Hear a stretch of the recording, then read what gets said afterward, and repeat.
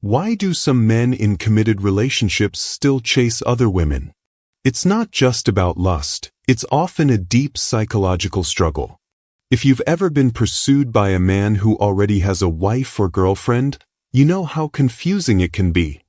He might seem genuinely drawn to you, even conflicted, yet he stays in his relationship. So what's really going on? Is it about you? Is it about him? Or is it something much deeper, hidden in the unconscious mind? This isn't just about cheating or selfishness, though those can play a part. The truth is, human behavior is rarely that simple. According to renowned psychologist Carl Jung, our actions are often driven by forces we don't fully understand, unconscious desires, unresolved wounds, and hidden parts of ourselves that we project onto others. Jung believed that the unconscious mind holds the key to understanding why people repeat destructive patterns. When a man in a committed relationship seeks out another woman, it's often because he's grappling with something deeper within himself, a split between what he thinks he wants and what his unconscious truly craves. He may be projecting his unmet needs, fantasies, or even repressed aspects of his own psyche onto someone new, mistaking infatuation for real connection. In this video, we'll explore 3 key Jungian concepts that explain this behavior. The anima, the unconscious feminine ideal he may be projecting onto you. The shadow, the hidden, often denied parts of himself that drive secret desires. Unresolved inner conflicts, why he stays torn between stability and escape. By the end, you'll understand not just what he's doing, but why, and most importantly, what it means for you. Because when a man seeks you out while still holding on to another relationship, it's rarely about love. It's about something much more primal, much more psychological, and once you see it, you'll never fall for the illusion again.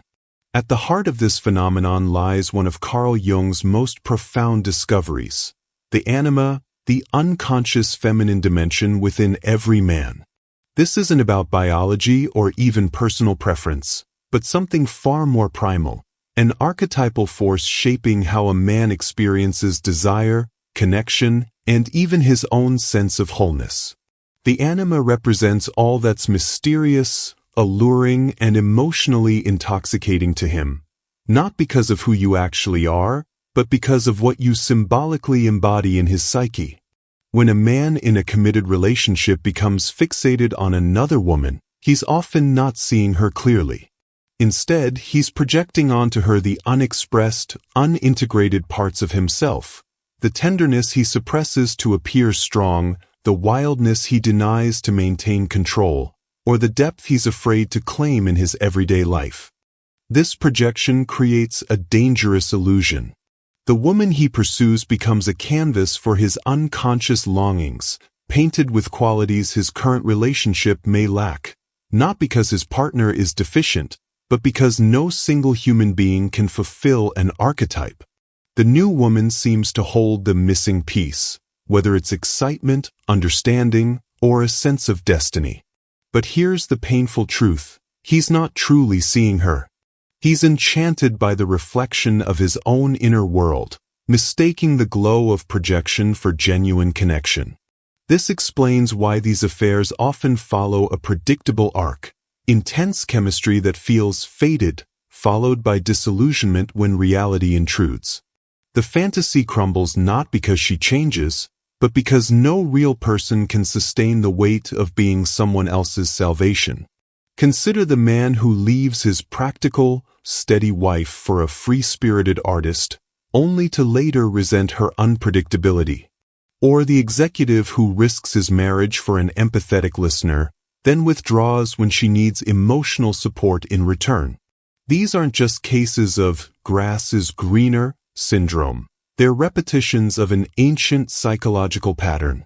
The anima, when unrecognized, operates like a siren's call, luring men toward whatever form promises completion at that moment. But without conscious work, the cycle continues.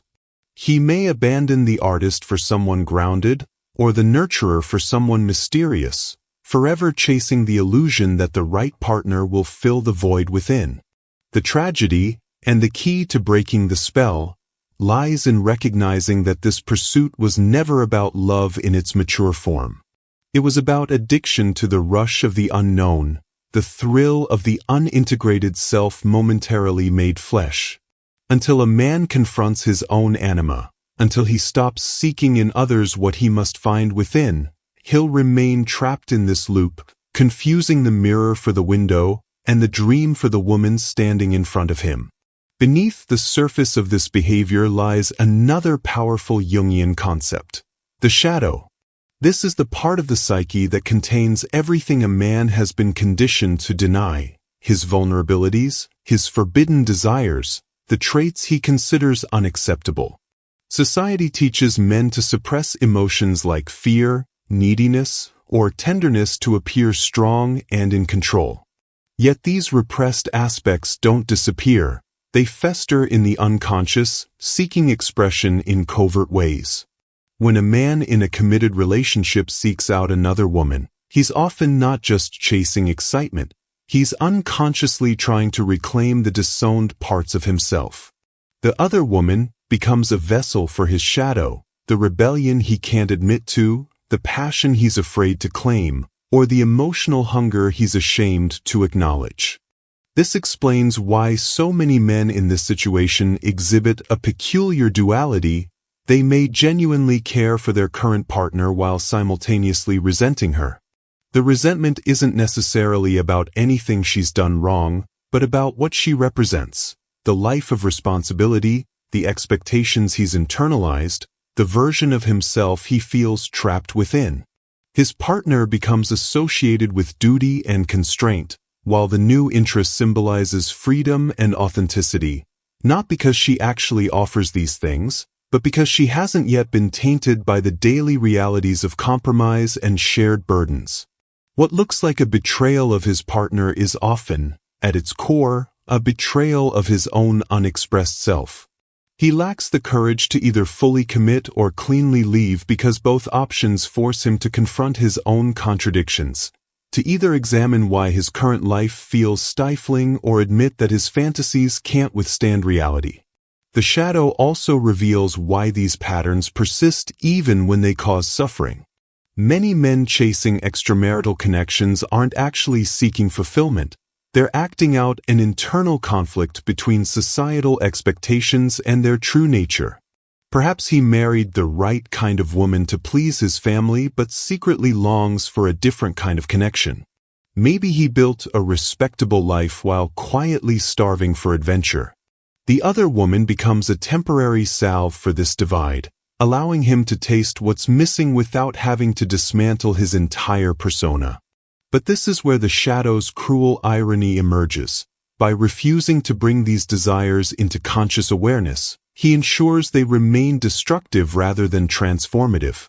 The very things he seeks, passion, wholeness, authenticity, can only be found by facing what he's running from, not by finding the perfect secret lover. Until he stops blaming his partner for the life he helped create and starts examining the parts of himself he's exiled, he'll remain stuck in this cycle, mistaking the chaos of the shadow for the thrill of being alive. The psychology behind a man maintaining parallel relationships reveals one of the most telling yet overlooked dynamics: compartmentalization. This mental partitioning allows him to assign radically different roles to different women, keeping each connection in a separate psychological box that never fully intersects. His primary partner often represents stability, domesticity, and social respectability, the foundation of his outward identity. Meanwhile, the other woman becomes the repository for everything that doesn't fit this carefully constructed image: intense passion, unguarded confessions, or the thrill of being seen as someone new. This division isn't accidental. It's a defense mechanism against the terrifying prospect of integrating these disparate aspects into a single, authentic relationship.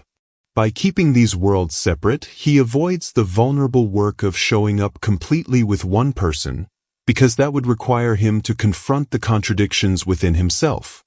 What masquerades as a best of both worlds scenario is actually a profound fear of true intimacy. Real connection demands showing up as a complete person, flaws, complexities, and all. But for someone trapped in this pattern, that level of exposure feels dangerously suffocating. Maintaining fragmented relationships allows him to control how much of himself he reveals to each person, ensuring no single partner ever holds the full weight of his humanity. You might notice he shares vulnerabilities with you that he withholds from his primary partner, or vice versa, not because either of you is more special, but because each relationship serves as an escape from the other. This explains why such men often panic when boundaries blur, when the other woman wants more consistency, or when the primary partner grows suspicious. The threat isn't just getting caught. It's the collapse of his carefully managed ecosystem where no one gets close enough to see the whole picture.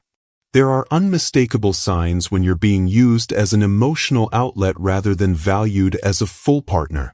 Does he only reach out during moments of stress or boredom, treating you as an escape hatch from his real life? Do conversations revolve around his frustrations, with little space for your needs or struggles? Perhaps he idealizes you as his safe haven from a partner he paints as nagging or cold, a narrative that flatters your ego while obscuring his unwillingness to take responsibility for his own unhappiness. Most tellingly, does he resist any move toward greater transparency or commitment, no matter how much emotional intimacy you share?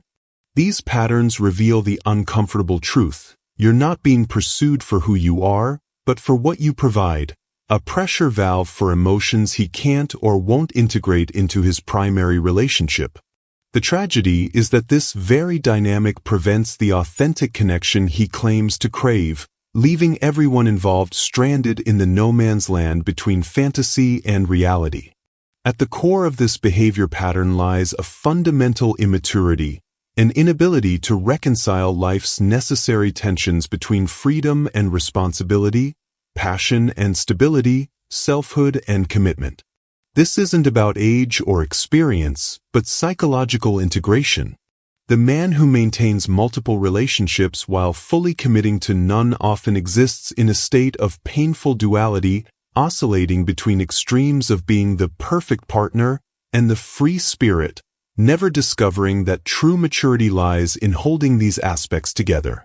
He may present as responsible and devoted in his primary relationship while secretly acting out rebellious fantasies elsewhere, never realizing that this very split prevents him from developing the depth he unconsciously seeks.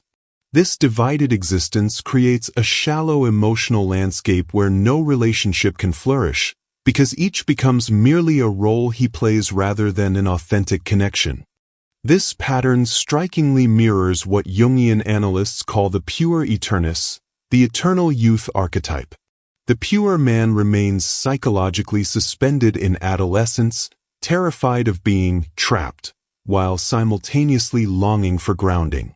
He confuses novelty for growth, intensity for depth, and escape for freedom. Like Peter Pan refusing to grow up, he may genuinely believe each new romantic possibility holds the key to his happiness, only to find the same emptiness waiting when the initial excitement fades. His addiction to the honeymoon phase isn't just about thrill-seeking. It's a defense against facing the harder, richer work of building something lasting. The tragedy is that in his flight from imagined suffocation, he misses the actual path to freedom, the kind that comes from showing up fully to one's choices and doing the work of self-development. Often, these patterns have roots stretching back to childhood experiences that shaped his relational blueprint. Perhaps he witnessed a parent who seemed stifled by responsibility, teaching him to equate commitment with suffocation. Maybe he learned early that love was conditional, that he had to be either the good boy or the rebel, never both. Some men replay their father's infidelities not because they lack morals, but because this was modeled as the only way to balance family life with personal desires. Others may be reacting to childhood emotional neglect, forever seeking in multiple partners the unconditional attention they never received. Until these wounds are brought into consciousness, they continue to operate as invisible puppet strings, compelling him to reenact the same unsatisfying patterns while wondering why no relationship ever feels like enough. The painful irony is that in trying to avoid his past, he becomes doomed to repeat it, jumping from relationship to relationship only to find the same unresolved emptiness waiting within himself at each new destination. What makes this psychology particularly insidious is how it masquerades as freedom while creating its own prison. By refusing to choose, by keeping one foot perpetually out the door, he ensures that no relationship and no version of himself ever develops to its full potential. The walls he builds to maintain his escape routes become the barriers to the very connection he craves. His avoidance of depth becomes a self-fulfilling prophecy, as the shallow relationships he cultivates confirm his belief that nothing lasts.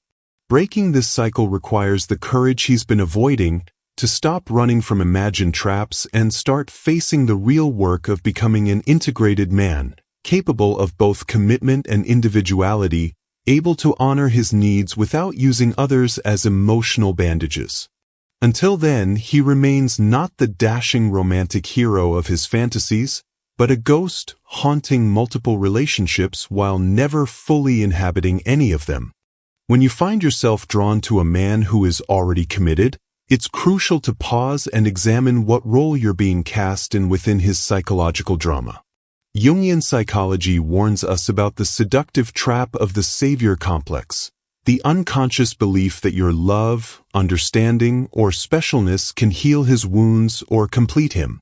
This is particularly dangerous in these scenarios because the very nature of his divided psyche means he's not seeking a partner, but a missing piece. You may find yourself slipping into the role of the understanding one who gets him in ways his partner supposedly doesn't, or the exciting escape from his mundane reality. But ask yourself, do you want to be someone's escape or their destination? Their fantasy or their reality? The distinction makes all the difference between being truly loved and merely being used as a salve for someone else's unresolved conflicts. Discerning whether you're experiencing genuine connection or serving as a projection screen requires ruthless honesty. A telltale sign is how he speaks about his current relationship. If he paints his partner as the villain or himself as the victim without taking responsibility, this reveals more about his emotional immaturity than his circumstances. Genuine connection allows space for your full humanity, your needs, your boundaries, your complexities. Projection, on the other hand, requires you to stay in a prescribed role. The perfect lover, the non-demanding companion, the exciting distraction. Notice whether he seems enamored with an idealized version of you rather than the real, multifaceted person you are. Does he welcome your full emotional range, or only the parts that fit his fantasy? The painful truth is that as long as he's emotionally entangled elsewhere, what feels like chemistry may actually be his unconscious seeking completion rather than connection. Before allowing your heart to become further entangled, sit with these essential questions. Am I filling a void for him that he should be filling himself? Is he capable of seeing me fully, not just as a contrast to his partner, but as a complete person with my own needs? Would this relationship survive if he had to show up completely, without the safety net of his other commitment? Perhaps most crucially, am I respecting myself as much as I'm understanding him? These questions aren't meant to shame or judge, but to protect you from becoming collateral damage in someone else's unfinished psychological work. The healthiest relationships are built between two whole people, not two halves trying to complete each other. If he can't meet you in that wholeness now, while still committed elsewhere, he likely won't be able to do so later, no matter what promises are made in moments of intensity. Your heart deserves more than being someone's existential band-aid. It deserves to be chosen completely, not just when it's convenient or exciting, but when it's real. The Jungian path forward isn't about judging him, but about honoring yourself enough to recognize when you're being pulled into someone else's unconscious patterns. There's a profound difference between compassion and self-abandonment, between understanding someone's wounds and allowing them to wound you in turn. By turning the lens of inquiry inward rather than focusing solely on his motivations, you reclaim your power, not to change him, but to choose yourself.